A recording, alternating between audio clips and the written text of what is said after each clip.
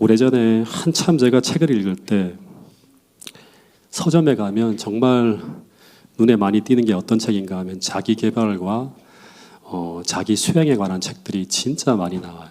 그리고 늘 베스트셀러 목록에 보면 그게 올라가 있습니다. 그런데 이런 책들이 많이 팔려나가는 이유가 무엇인가 하면 사람들은 자기가 변화되기를 바라기 때문이에요. 즉 지금과 다른 변화된 자신을 꿈꾸고 있기 때문에 저런 책을 통해서라도 뭔가 변화에 대한 동기부여를 하고 어떻게 하면 내가 저렇게 변화될 수 있을까를 늘 꿈꾼다고 하는 거예요.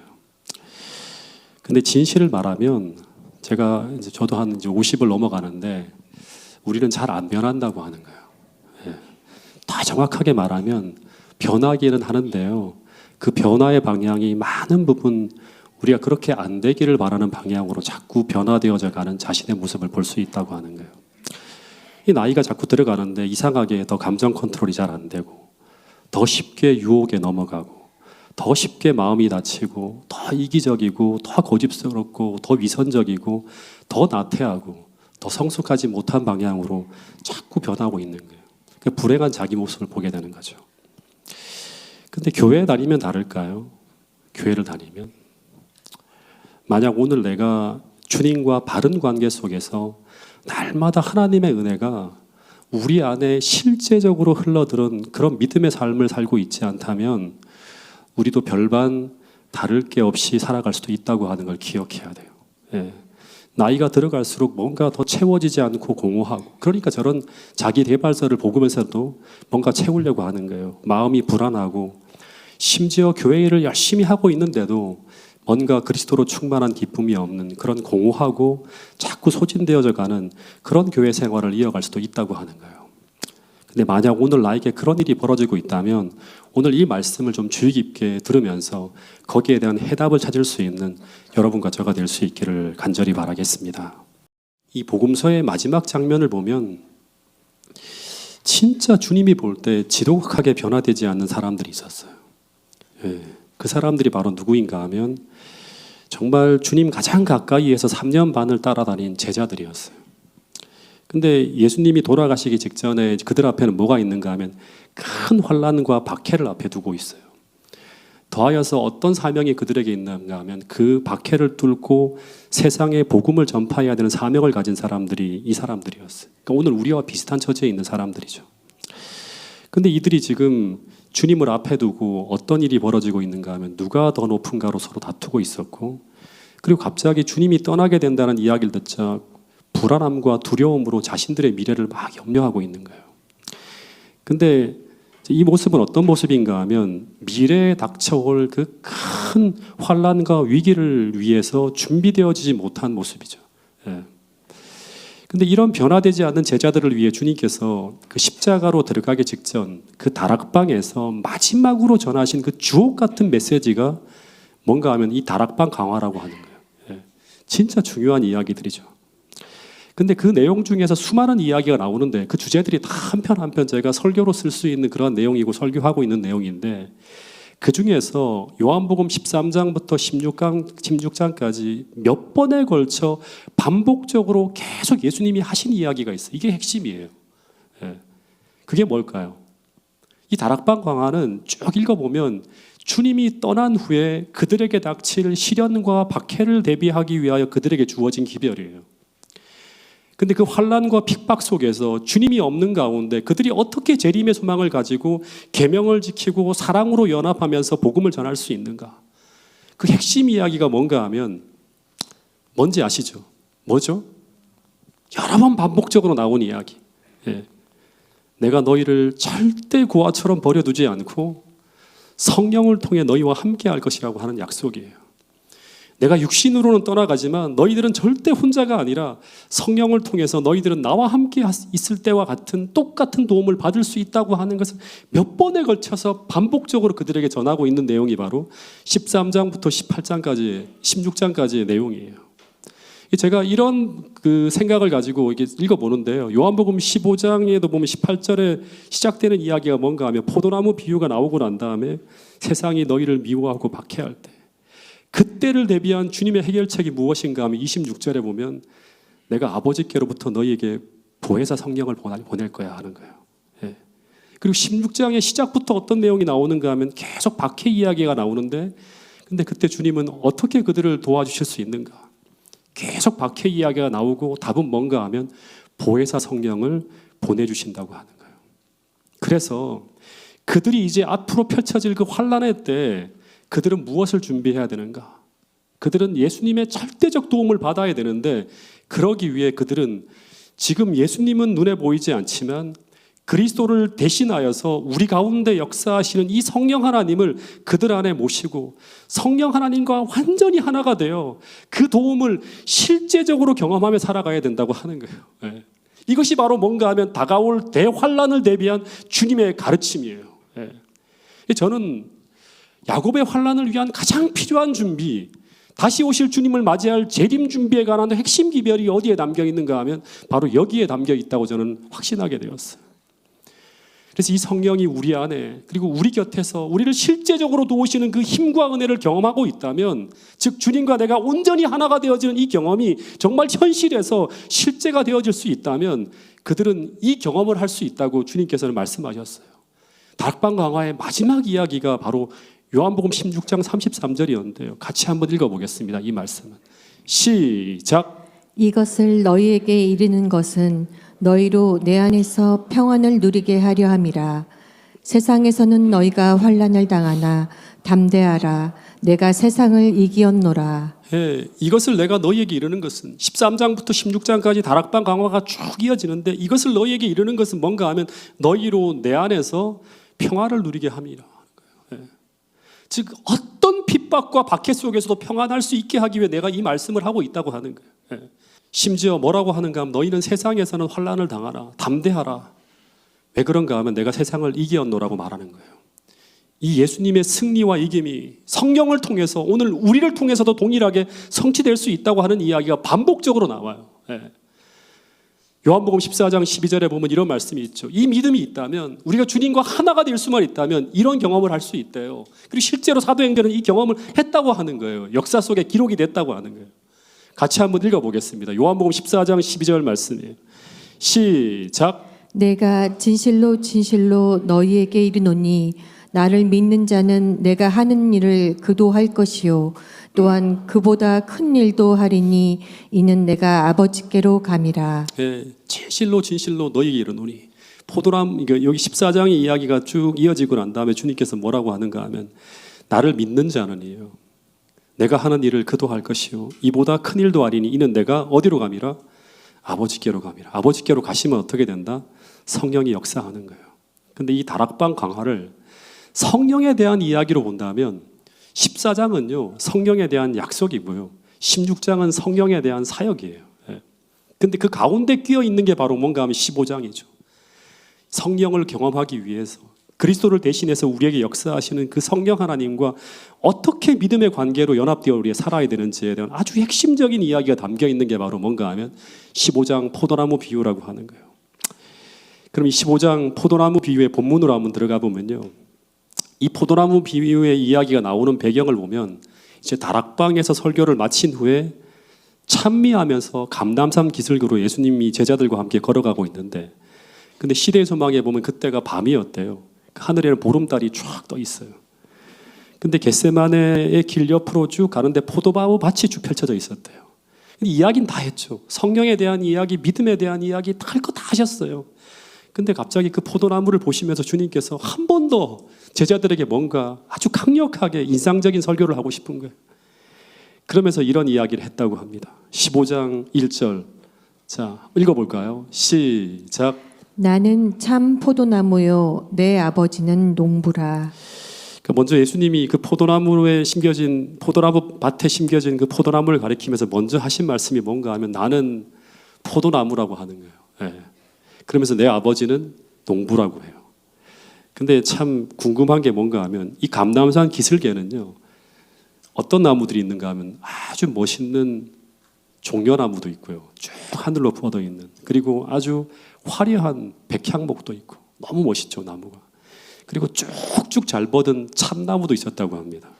근데 그런 멋지고 훌륭한 나무 대신에 왜 주님은 자신을 이 포도나무에 비유하셨을까 하는 거예요. 예, 저는 처음 교회 나올 때 이 포도나무가 어떤 나무인지 한 번도 본 적이 없었어요. 이 나무를 모를 때는 포도나무가 아주 멋진 나무인 줄 알았어요. 예. 나중에 시골에 가서 이 포도나무를 보게 되는데 이때 제가 포도나무는 정말 충격이었어요. 그 수많은 나무들 중에서 진짜 작고 볼품도 없는 나무였어요. 예. 그래서 처음에는 예수님이 외모를 닮아서 이렇게 말씀하셨나 하는 생각도 했는데, 근데 그것이 아니라 시대에서 음악에 보면 예수님께서 이 포도나무를 자신에게 비유한 이유는 뭔가 하면 이 포도나무는 다른 나무들과 다른 특성이 있기 때문이라고 합니다. 그것이 무엇인가 하면 종려나무나 백향목이나 참나무는 어떤 지주의 도움 없이 홀로 서 있을 수 있는 그런 나무래요. 그러니까 스스로 하늘을 향해서 쭉쭉 자랄 수 있는 그런 나무가 바로 이런 나무들이라고 합니다. 근데 그에 비해서 이 포도나무는 홀로 자라지 못하고 지주를 의지해야지만 성장할 수 있는 나무라고 하는 거예요. 다시 말해서 농부가 포도나무 하나하나마다 지주를 세워주고 그 포도나무가 그 지주를 의지할 수 있도록 돌봐줘야지만 그 포도나무가 하늘을 향해 자랄 수 있는 그런 나무라고 합니다. 근데 똑같이 인간으로 오신 예수님도 하나님이라고 하는 지주를 의지해야지만 살아갈 수 있는 그런 존재였다고 하는 거예요. 주님이 수도 없이 어떤 말씀을 하셨는가 하면 이런 말씀을 했어요. 뭐라고 했는가 하면 나는 스스로 아무것도 할 수 없다고 하는 거예요. 이 말씀은 인간으로 오신 주님도 하늘에서 모든 신성을 다 내려놓고 오셨기 때문에 스스로는 어떤 것도 할 수 없는 그런 존재라고 하는 거예요. 근데 그렇게 스스로 아무것도 할 수 없는 존재인 주님께서 어떻게 그런 능력 있는 삶을 이 땅에 살아가실 수 있었는가 하는 거예요. 그 이유는 바로 주님께서 그 아버지 하나님을 철저하게 의지하는 믿음의 삶을 통해서 그 모든 것이 가능했다고 이야기하고 있는 거예요. 그래서 예수님은 무엇이다? 포도나무이고, 그리고 아버지는 그 포도나무를 돌보시는 농부라고 하는 개념이 이렇게 설명되어지는 거예요. 그러면 예수님은 포도나무이고 아버지는 농부이면 그러면 우리는 어떤 존재일까? 네, 어떤 존재이죠? 네.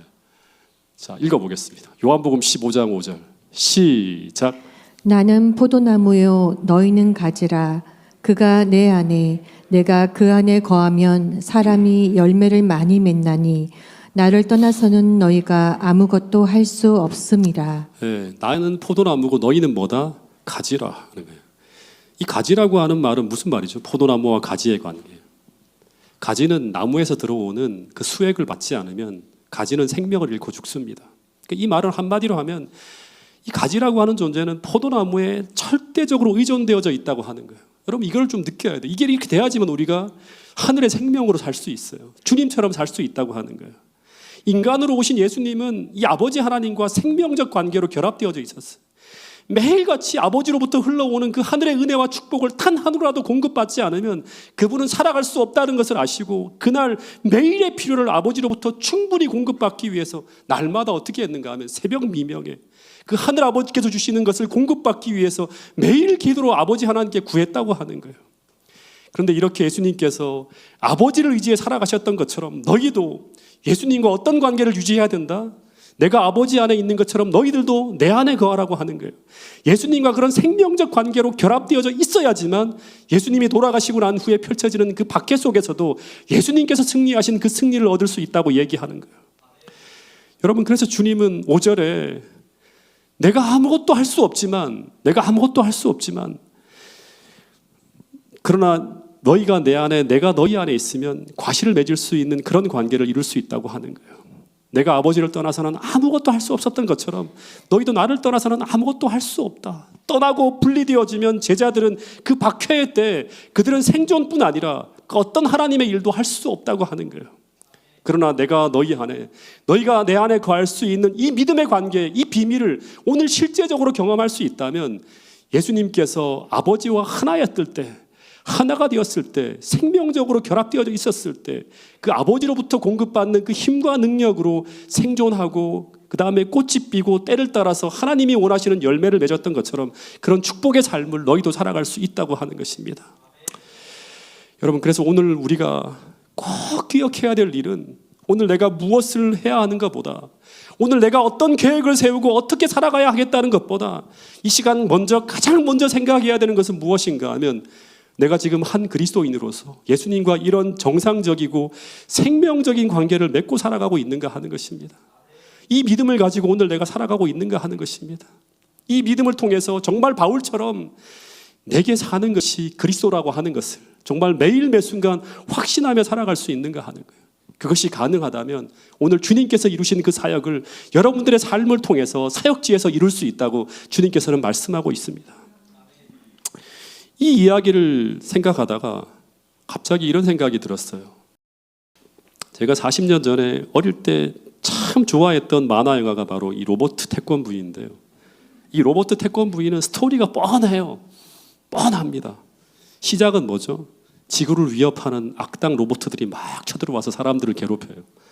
그러면 주인공이 누군가 하면 누구죠? 네, 고제 훈의 훈이에요, 훈이. 이 훈이가 이 로버트 태권브이 안으로 들어가서 이 태권브이와 훈이가 완전히 하나가 되어야 돼요. 하나가 딱 되는 거예요. 그래서 훈이가 이 로버트 태권브이로 옷 입기만 하면 어떤 일이 벌어지는가 하면 어떤 강력한 악당 로봇들이 나타난다 하더라도 천하무적이 되는 거예요. 다 이기는 거예요. 그러니까 거기까지가 막 아슬아슬한 거예요. 로버트 태권브이가 하나가 될 때까지. 그래서 이 악당 로봇들이 지구를 파괴하고 사람들을 막 괴롭힐 때 TV를 보던 모든 아이들은 전부 다 어떤 거를 막 간절히 열망하는가 하면 빨리 이 훈이가 로버트 태권브이와 연합하기를 애타게 기다리면서 기도하는 거예요. 예. 마찬가지로 지금 온 하늘과 온 우주 거민들은 이 하나님의 백성들이 이 로버트 태권브이처럼 성령으로 우리가 하나가 되어서 하나님의 전신갑주로 무장되어지기를 기다리고 있다고 하는 거예요. 예. 이게 바로 뭔가 하나님의 아들들이 나타나기를 온 우주 만물이 탄식하면서 기다린다고 하는 그 말과 똑같은 거예요.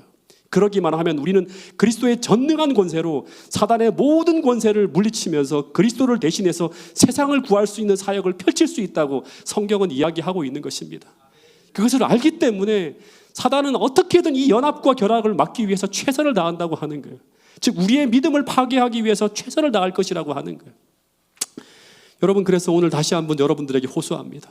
오늘 이 요한복음 15장의 이 포도나무의 이 비유의 이야기가 오늘 우리 삶 속에 실제가 되어서 내가 하나님과 하나가 되어서 오늘 살아가고 있다고 하는 것을 확신할 수 있는 경험을 오늘부터 모든 성도들이 시작할 수 있게 되기를 간절히 바라겠습니다.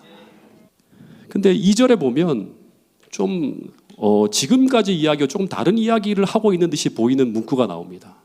자, 2절에 보면 여기 보면 무릇 내게 붙어 있어도 라고 이제 생각할 수 있죠. 무릇 내게 붙어 있어도 과실을 맺지 아니하는 가지는 아버지께서 이를 제해 버리시고 무릇 과실을 맺는 가지는 더 과실을 맺게 하려 하여 이를 깨끗하게 한다고 하는 이야기가 나옵니다. 이 본문에 나오는 이 가지는 분명히 그리스도께 붙어 있는 가지죠. 근데 열매를 맺지 못하기 때문에 아버지께서 어떻게 하신다? 잘라낸다고 이야기하는 것처럼 보여요. 그러면 우리가 그리스도께 붙어 있는 것뿐 아니라 어떻게 돼야 돼요? 어떻게 하면 좋은 열매를 맺을 수 있을까를 고민하면서 내가 스스로 좋은 열매라고 하는 결과를 만들어내기 어떻게 해야 될까요? 애써야 된다고 하는 표현처럼 보이죠. 근데 이렇게 되면 우리는 행함으로 말미암는 신앙, 행위신앙으로 되어질 수 있는 가능성이 있습니다. 기독교 신앙은 이게 아니죠.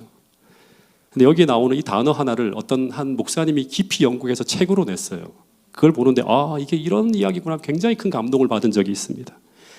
여기 제해버린다고 하는 이 단어가 헬라어로 야이로, 히브리어로는 자마르라고 하는 단어가 사용되어지는데 이 단어는 여기서는 잘라버렸다라고 이렇게 이제 의미로 이렇게 해석을 했는데 이거는 돌본다고 하는 의미로도 해석될 수 있는 단어라고 합니다.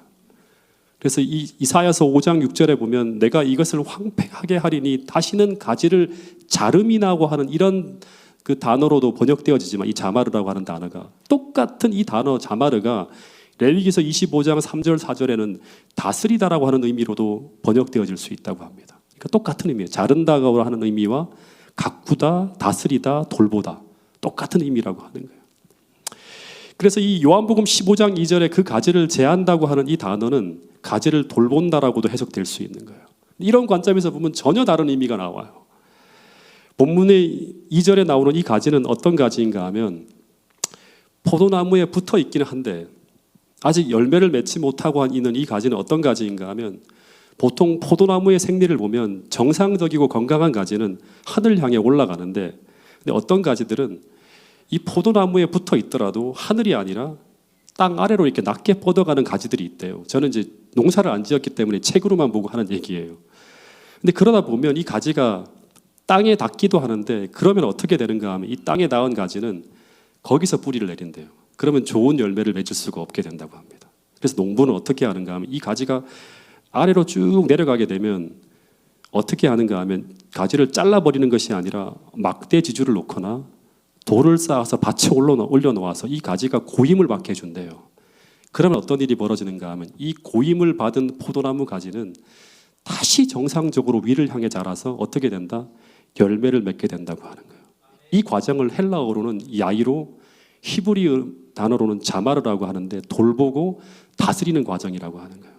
그래서 아버지께서는 비록 지금 현재는 열매가 보이지 않지만 이 가지가 붙어 있는 가지라고 하면 다시 말해서 진실한 믿음으로 붙어 있기만 하면 이 가지를 잘라내는 것이 아니라 돌봐서 그러니까 야이로 아이로 하고 자마르에서 지주를 대고 고임을 받게 해서 아버지께서 바라시는 열매를 그 가지로 하여금 맺게 한다고 하는 이야기가 요한복음 15장 2절의 말씀이라고 하는 거예요. 근데 이 그리스도께 붙어 있는 가지는 어떤 가지인가 하면 비록 연약하여 쓰러지는 가지라 할지라도 날마다 진실이 회개하며 예수님의 뿌리로부터 생명수 수액이 흘러들고 있는 가지예요. 매 순간 주님께서 주시는 은혜를 실제적으로 받아서 살아가는 가지라고 할 수 있겠죠. 근데 이런 가지는 아무리 연약한 가지라 할지라도 하나님께서는 절대로 버리지 않고 어떻게든 돌봐서 열매 맺게 하신다고 하는 거예요. 이런 말씀이 있는 거예요. 이 말씀이 이 단어와 연결이 되어져요. 마태복음 12장 20절 말씀입니다. 같이 한번 읽어보겠습니다. 시작.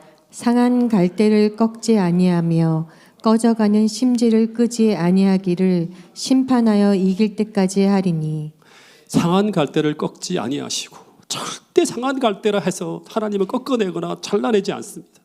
심지어 꺼져가는 심지라 할지라도 절대 끄지 않으신다고 하는 거예요. 여러분 우리가 믿음으로 주님께 붙어 있기만 하면 온 마음을 다해서 지금 내 처지와 형편이 나를 보면 절망적이라 할지라도 온 마음을 다해서 지금 주님을 붙들고 있다면 하나님은 반드시 그 연약한 가지를 고치시고 돌보셔서 마침내 심판하여 이길 때까지 그 가지의 아름다운 생명의 열매가 맺힐 때까지 그 가지를 돌보시는 분이 바로 우리 하나님이시라고 성경은 말씀하고 있는 것입니다. 이 관점으로 본다 그러면 12제자들은 십자가를 지기 직전에 전부 돌봄이 필요한 그런 가지들이었어요. 하늘을 향해 올라가는 열매로 가득한 가지들이 아니라 전부 땅을 향해 낮게 뻗어가는 열매 없는 그런 가지들이었어요. 그런데 이 가지들을 주님께서 전부 전정해 버리셨나요? 다 제거해 버리셨나요? 그렇지 않습니다. 베드로와 같은 경우는 심지어 십자가 직전 그 가지가 땅에 닿아서 거의 땅에 뿌리를 내리려고 하는 그 순간까지도 다시 말해 베드로가 최악의 상태인 그런 나쁜 가지로 변해가고 있었음에도 주님은 그 가지를 잘라버리시는 것이 아니라 당신의 사랑의 지주를 놓고 돌을 받쳐 올려서 마침내 사도행전에서 정말 아름다운 열매를 통해서 그가 용서받은 사람이고 그리고 그가 주님께 속하 있는 존재라고 하는 것을 드러내시며 마침내 심판하여 이길 때까지 그를 돌보시는 분이 바로 누구이신가 하면 우리 예수님이라고 하는 사실이에요. 여러분 그래서 다시금 우리가 점검해야 될 일은 뭔가 하면 또다시 말하지만 내가 정말 주님 앞에 실제로 붙어 있는가 하는 거예요. 실제적으로 붙어 있으면 돼요. 그러나 붙어 있지 않으면 다시 말해서 유다처럼 붙어 있는 척만 하면 바리새인들처럼 가지에 전혀 붙어 있지 않으면서도 붙어 있는 척 예수님을 믿고 사는 척 그렇게 살아가고 있을 때는 그 가지는 희망이 없는 가지예요. 왜냐하면 그런 가지는 아무리 오랜 시간이 흘러도 하늘의 수역이 흘러들지 않는 허위적 관계로 주님과 관계를 맺고 있기 때문에 어떤 변화도 일어나지 않아요. 하나님의 일하시는 사역의 열매를 기대할 수 없겠죠. 그러나 비록 내가 땅을 향해 내려가고 있는 것처럼 보이더라도 뭔가 기도 응답이 안 되고 빠른 변화의 모습이 일어나지 않고 있다 하더라도 오늘 내가 그분과 의미 있는 관계를 맺고 살아가고 있다면 생명적 교제가 실제로 일어나고 있다면 그렇다면 우리에게는 뭐가 있다? 희망이 있다고 하는 것입니다. 여러분 그래서 5절에 나는 포도나무요 너희는 가지니 저가 내 안에 내가 저 안에 있으면 붙어 있으면 이 사람은 반드시 언젠가는 주님의 은혜로 과실을 많이 맺게 되는 그런 결과를 볼 수 있게 된다고 하는 것이 실제 성경에 나와 있는 수많은 믿음의 사람들의 사역의 모습이었다고 하는 거예요. 여러분, 이 이야기가 오늘 모든 성도들의 삶 속에 실제가 될 수 있기를 간절히 바라겠습니다. 오래전에 어떤 한 학생이 제게 휴대폰으로 장문의 문자를 보내왔어요. 신학생이었는데 신학을 공부하며 목회를 해야 되는데 이 친구가 아주 공허함 속에, 아주 무력함 속에 방황을 하던 그런 친구였다고 합니다.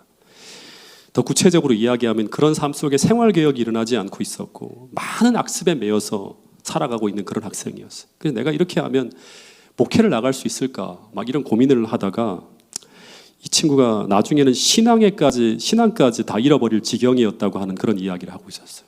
근데 이 속에 뭐가 있었는가 하면 한 가닥 믿음으로 살려고 하는 열망이 있었고 그 속에서 몸부림을 치고 있었던 그런 학생이에요.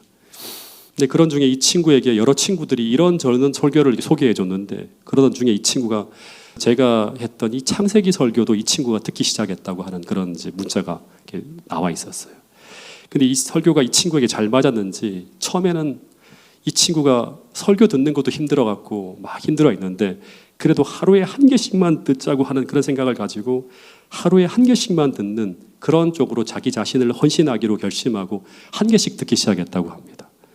그런데 이 말씀이 하늘에서 주는 생명의 수액처럼 이 친구의 가난한 심령 속에 막 이제 마치 가지가 포도나무에 붙어 있는 것처럼 수액이 흘러드는 그런 이제 그런 어떤 결과가 나타나면서 이 친구의 마음의 변화가 일어납니다. 그러면서 넉 달 만에 그 창세기 설교가 몇 강이 있는지 혹시 아세요? 한두 개가 아니에요. 131개 강이에요. 네. 거의 1년 반 동안 제가 설교했던 건데 2년 가까이. 이걸 4달 만에 이 친구가 다 들었다고 합니다. 그리고 4개월 동안 매일 노트하면서 자신이 느낀 것을 매일같이 다 적어서 600페이지 분량으로 노트한 거를 제게 4개월이 지난 다음에 보내주었어요. 그럼 이 친구에게 어떤 일이 일어났는가 하면 이 글 속에 보면 제가 참 감동이 됐던 게 하나님보다 훨씬 더 사랑했던 우상들을 다 정리할 수 있었고요. 더하여서 이 학생을 그동안 얼검해 놓았던 은밀한 죄들을 하나님 앞에 고백하고 다 버릴 수 있게 되었다고 하는 거예요. 나중에 제가 이 친구의 간증을 한번 제가 들은 적이 있어요. 그러면서 이 학생이 적어 놓은 것을 그대로 옮기면 하나님의 말씀이 이렇게나 놀랍게 나의 삶을 변화시키는 놀라운 능력이 있다고 하는 것을 말로만 들었지 이렇게 제가 경험한 것은 처음이었다고 하는 거예요. 여러분, 도저히 불가능할 것 같은 절망적 상황에서 이 친구가 그리스도와 말씀을 통해서 성령 하나님과 연결되어지자. 중요한 게 뭐냐 그러면 뭘 듣고 뭘 읽고 하는 게 아니라 그 모든 도구를 통해서, 말씀을 통해서, 기도를 통해서 하나님과 연결되어지는 게 중요한 거예요. 이게 연결이 안 되면 100번, 1000번, 2000번, 3000번 듣는다 하더라도 변화가 일어나지 않아요. 그 말씀을 통해서 성령 하나님을 만날 수만 있다고 하면, 그 하늘의 생명의 수액이 우리 안에 들어올 수만 있다고 하면 그 속에서는 이 친구가 경험했던 그 놀라운 변화가 오늘 우리에게도 일어날 수 있다고 하는 거예요. 도저히 불가능할 것 같은 그 절망적 상황에서 이 친구가 그리스도와 그 말씀을 통해 성령 하나님과 연결되어지자 그 하늘의 생명의 수액이 이 친구 안으로 실제적으로 들어가서 그 안에 성령의 열매가 맺히는 일이 벌어지는 거예요. 요한복음 15장에 나와 있는 그 역사가 펼쳐지게 되는 거예요. 그것이 바로 생활의 개혁과 매인 것들로부터 자유로워지는 거예요. 여러분, 성령이 계신 곳에는 자유함이 있습니다. 하나님의 말씀이 성령을 통해 우리 안에 역사하면 우리는 죄된 삶으로부터 자유하게 되는 경험을 하게 된다고 하는 게 성경의 진리예요. 여러분, 이 모든 말씀이 실제가 되기 위해서 오늘 우리는 믿음으로 약속의 말씀 앞에 우리 자신을 드리고 헌신해야 된다고 하는 사실을 기억할 수 있게 되기를 간절히 바라겠습니다. 그래서 요한복음 15장 7절에는 이런 이야기가 있어요. 포도나무와 가지가 결합되어져 있는 이 관계를 조금 더 구체적으로 이렇게 표현하고 있어요. 한번 읽어보겠습니다. 시작. 너희가 내 안에 거하고 내 말이 너희 안에 거하면 무엇이든지 원하는 대로 구하라. 그리하면 이루리라. 너희가 내 안에 거하고, 앞에서는 내가 너희 안에 거한다고 했는데 여기서는 내가 너희 안에 거한다고 하는 표현을 바꿨어요. 내 말씀이 너희 안에 거하는 상태로 표현하고 있어요. 그러니까 다시 말해서 오늘 우리가 주님과 하나로 생명적 관계로 연합되어져 있다고 하는 것은 성령 하나님의 어떤 느낌에 연합되어져 있는 게 아니에요. 진짜 중요합니다. 이거는. 예수님께서 성령을 통해 그리고 하나 또 하나 하나님 말씀을 통해서 우리 안에 들어오셔서 우리 안에 거하시며 우리 안에서 그 생명의 말씀으로 통치하시고 일하게 되는 상태가 바로 뭔가 하면 내가 하나님과 연결되어져 있고 연합되어져 있는 거예요. 정확하게 말하면 성령 하나님은 어떤 하나님이다? 진리의 하나님이에요. 진리의 하나님. 그래서 우리가 성령의 지배를 받고 있다고 하는 것은 어떤 추상적인 느낌에 이렇게 막 지배를 받고 있는 게 아니라 하나님 말씀이 우리를 지배하고 있는 상태이기도 해요. 그래서 우리가 주님께 자신을 드린다고 하는 것도 하나님의 뜻과 사상인 그 계시된 하나님 말씀에 자신을 굴복하고 헌신하는 거예요. 그래서 우리가 진심으로 예수님께 기도를 통해 우리 자신을 드리며 하나님의 말씀을 통해서 우리에게 임재하시는 그 성령 하나님과 끊임없이 교제하고 있다면 우리는 자연스럽게 어떻게 된다? 성화되어지는 우리 자신의 모습을 볼 수 있다고 하는 거예요. 여러분, 그래서 이런 말씀이 있어요. 이게 디모데전서 4장 5절 말씀이 요한복음 15장 7절 말씀과 연결되어집니다. 같이 한번 읽어보겠습니다. 시작. 하나님의 말씀과 기도로 거룩하여짐이라. 여러분, 저의 간절한 소원은 뭔가 하면 이 하나님의 말씀과 기도로 거룩해지는 이 경험이 이 교회에 속한 모든 성도들의 간증이 될 수 있기를 간절히 바라겠습니다. 내가 이렇게 변화되어졌어. 내가 이렇게 주님을 만났어. 내가 이 성경 말씀이 이렇게 진리이다고 하는 걸 내가 이렇게 경험했다고 하는 이야기가 무수히 많은 사람들의 이야기를 통해서 기도회 때마다 간증을 통해서 안식일 학교 때마다 간증을 통해 쏟아지는 그런 교회가 될 수 있기를 간절히 바라겠습니다. 1970년, 80년대 태백은요, 완전히 검은 동네였어요. 석탄으로 인해서 온 산이 다 시커멓고 태백으로 흘러가는 모든 물들이 다 어땠는가 하면 검었어요. 이 물이 계속 흘러가면 제가 생각할 때 낙동강이 다 오염될 것 같은 거예요. 너무너무 오염도가 심하기 때문에. 그래서 태백에서 출발하는 모든 물들은요, 다 오염되어 있기 때문에 물고기도 살지 않고 아무도 들어가서 목욕을 한다든가 수영을 하는 사람이 없었어요. 근데 그렇게 악하고 독한 그런 물로 오염된 이 물이 근데 변화되어집니다. 어떻게 변화되어지는가 하면 이 태백에서 흘러가는 그 시커먼 물이 장성을 지나요. 이 박문희 집사님 사는 곳이 장성이라고 했는데 그 장성을 지나서 동점을 거쳐서 봉화 근처에 춘향이라고 하는 곳을 쭉 지나가면 물이 어떻게 되는가 하면 깨끗해집니다. 심지어 청양산쯤 지나가면 그 시커먼 물이 흔적도 없이 맑은 물로 거듭납니다. 근데 어떻게 이런 일이 벌어지는가? 석탄에 뒤범벅이 된 이 죽은 물이 연화산의 그 깨끗한 산골물과 한번 접촉하고요. 청옥산의 여러 깨끗한 시냇물과 접촉하고 그 내를 따라 계속 흐르면서 인간의 손이 닿지 않은 깨끗한 물에 수도 없이 연합하고 계속 접촉하는 일이 일어나면 그 더럽고 탁한 색은 계속 변해가는 거예요. 그리고 마침내 임기를 지나 춘향을 근처로 흘러가면 태백에서 보았던 그 검은 모습은 완전히 사라지고요. 맑고 깨끗한 모습으로 완전히 거듭난 강이 되는 거예요. 근데 거기에서 고기가 살고 사람들이 발을 담그는 살아있는 생명 있는 물이 되는 거예요. 마찬가지입니다. 오늘 죄로 오염된 우리도 먼저 믿음으로 우리 자신을 그리스도께 바치고 더하여서 거룩하신 그 하나님과 매우 자주 그리고 아주 깊이 이 하나님의 물결에 접촉하는 시간을 지속적으로 갖게 되면 우리도 어떻게 된다? 하나님과 접촉하게 되면 거룩하고 정결한 모습으로 변화되어질 수 있다고 하는 거예요. 여러분, 제가 1980년대 시절 고재훈의 모습을 저는 잘 알고 있어요. 근데 그때 저를 지금 제가 이렇게 보고 있으면요, 저는 정말 고개를 돌릴 정도로 참 싫다는 그런 느낌이 들어요. 그 아이를 보고 있으면 장래가 염려되어지는 그런 아이였어요. 근데 그 학생이 정말 너무나 약하고 연약한 가지였지만 하나님의 은혜로 주님께로 인도함을 받아서 주님께 계속 붙어 있었어요. 30년 넘게 붙어 있었어요. 그래서 주님은 그 상한 갈대를 꺾지 아니하시고 꺼져가는 심지를 끄지 아니하시기를 심판하여 이길 때까지 하리라는 말씀처럼 계속 끊임없이 맑은 하늘의 생수와 접촉하게 하시고 생명의 떡을 먹게 하시고 그분의 살과 피라고 하는 그 십자가의 사랑을 계속 경험하게 하시면서 지금까지 저를 이끌어 오셨다고 하는 거예요.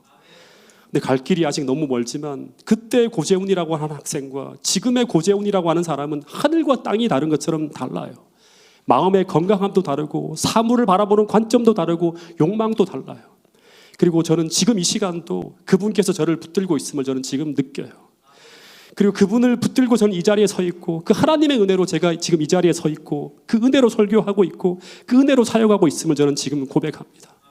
왜냐하면 인간 고재훈이라고 하는 존재는 너무나 허약하고 나약하고 부족하기 때문에 도저히 믿을 수 없는 그런 존재예요. 그래서 내가 믿을 수 있는 그분을 붙들고 그분의 그 거룩한 일을 하기 위해서 저는 매일 아침마다 성령께서 저의 삶을 주관하시도록 하나님께 바칩니다. 왜냐하면 그분과 연합하여 하나가 되어야지만 제가 하나님의 일을 하나님의 힘과 은혜로 할 수 있음을 믿기 때문에 기도로 저는 주님을, 제 자신을 하나님께 바친다고 하는 거예요. 여러분, 그렇게 할 때마다 우리에겐 이런 축복이 있을 것이라고 약속하고 있어요. 이 말씀을 한번 우리 마음을 모아서 한번 깊이 한번 읽어보겠습니다. 여기에 바로 포도나무 비유의 모든 결론과 핵심이 담겨있는 그 글귀가 바로 이 실물교훈에 나오는 이 말씀입니다. 같이 한번 읽어보겠습니다. 시작. 우리 자신을 그리스도께 바칠 때에 우리의 마음은 그리스도의 마음과 연합되고 우리의 뜻은 그분의 뜻에 합병되고 우리의 정신은 그분의 정신과 하나가 되고 우리의 생각은 그분에게 사로잡히게 되어 마침내 우리는 그분의 생애를 살게 된다. 이것이 바로 그분의 의의 옷을 입는다는 의미이다. 예, 여러분, 이 말씀 수도 없이 맞죠. 우리 자신을 그리스도께 바칠 때 주님이 이렇게 하셨어요. 그럴 때마다 우리의 마음이 그리스도의 마음과 연합되고 우리의 뜻은 그리스도의 뜻에 합병되고 우리의 정신은 그분의 정신과 하나가 되고 우리의 생각은 그분에게 사로잡히게 되어 마침내 우리는 그분의 생애를 살게 된다. 이것이 바로 그분의 의를 옷을 입는다고 하는 의미래요. 믿음으로 말미암은 의가 바로 이것이라고 하는 거예요. 이것이 포도나무와 가지가 연합하는 거예요. 여러분, 이 연합이 한 번이 아니라 주님처럼 매일 아침마다 일어난다면, 더하여 매일 매순간 일어난다면 주님께서는 성령을 통해 우리 안에 충만함으로 들어오시게 되는데, 근데 어떻게 들어오시는가? 그분이 이 땅에서 이루시고 성취하였던 그 모든 승리의 자원을 가지고 들어오신다고 하는 거예요. 하늘의 창고를 열어서 모든 하늘의 부요함을 가지고 우리 안에 들어오셔서 우리로 하여금 그분의 생애를 살 수 있도록 하늘의 생명을 공급해 준다고 하는 거예요. 여기서 변화가 일어나고 여기서 실패하지 않는 능력을 얻게 되고 여기서 성장하게 되는 것입니다. 모든 의미 있는 변화의 시작은 우리가 우리 자신을 그리스도께 바치고 그분과 생명적 결합이 일어날 때 일어나는 것입니다. 이 연합은 계속 예수님의 생명이 우리 삶에 들어오시는 것인데 그 변화의 끝이 바로 뭔가 하면 주님의 장성한 분량에까지 충만함으로 변화되어지는 거예요. 여러분, 마지막으로 이것이 실제가 된다면 우리는 주님이 경험하신 이 경험을 마지막으로 할 수 있다고 하는 거예요. 주님께서 다락방 강화의 시작과 끝에 말씀하신 건데요. 먼저 요한복음 14장 26절 27절에 보면 주님께서 제자들과 떨어지려고 하는 그 순간 이 제자들이 미래에 벌어질 박해에 대한 불안에 떨고 있을 때 주님이 이런 말씀을 했어요. 제가 방문할 때마다 자주 이야기하는 건데요. 뭐라고 하는가 하면 성령에 대한 이야기를 해요. 보혜사 곧 아버지께서 내 이름으로 보내실 성령, 그가 너희에게 모든 것을 가르치고 내가 너희에게 말한 모든 것을 생각나게 하리라고 한 다음에 그 다음에 어떤 말씀을 하시는가 하면 나의 평안을 끼치노니 나의 평안을 너희에게 주는데 이것은 세상이 주는 것 같지 않다고 하는 거예요. 이 평안은 평안할 수 없는 상황에서도 평안을 누리는 그 주님의 평안을 우리가 믿음으로 누리게 된다고 하는 거예요. 네. 또 하나는 포도나무 비유를 마치고 난 후에 이런 말씀을 하셨어요.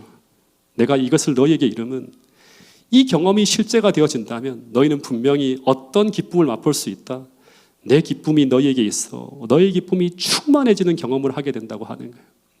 여러분, 이 두 가지는 우리 모든 사람들이, 이 땅에 사는 사람들이 행복을 경험하기 위해서 필요한 거예요. 세상의 환경은 평안할 수 없게 우리를 불안하게 만들 거예요. 그리고 세상의 모든 환경은 우리의 기쁨을 사라지게 만들 거예요. 나이가 들면 들수록 점점 더 세상에 대한 기쁨이 사라질 거예요. 근데 모든 성도들은 예수님이 경험했던 이 평안할 수 없는 상황에서도 평안할 수 있는 이 평안, 기뻐할 수 없는 상황에서도 하나님으로 말미암아 기뻐할 수 있는 그분이 경험했던 그 기쁨까지, 그 큰 환난과 핍박 속에서도 경험할 수 있는 그 경지에까지 우리 모두가 믿음으로 나갈 수 있게 되기를 간절히 바라겠습니다. 우리 모두가 그 축복의 대회까지 나아가는 그런 믿음에서 믿음으로 나가는 성도들이 되기 위해서 함께 격려하고 함께 마음을 합하고 그런 분위기를 만들어낼 수 있는 모든 공동체 성도 여러분들이 될 수 있기를 간절히 바라면서 오늘 말씀을 줄이도록 하겠습니다.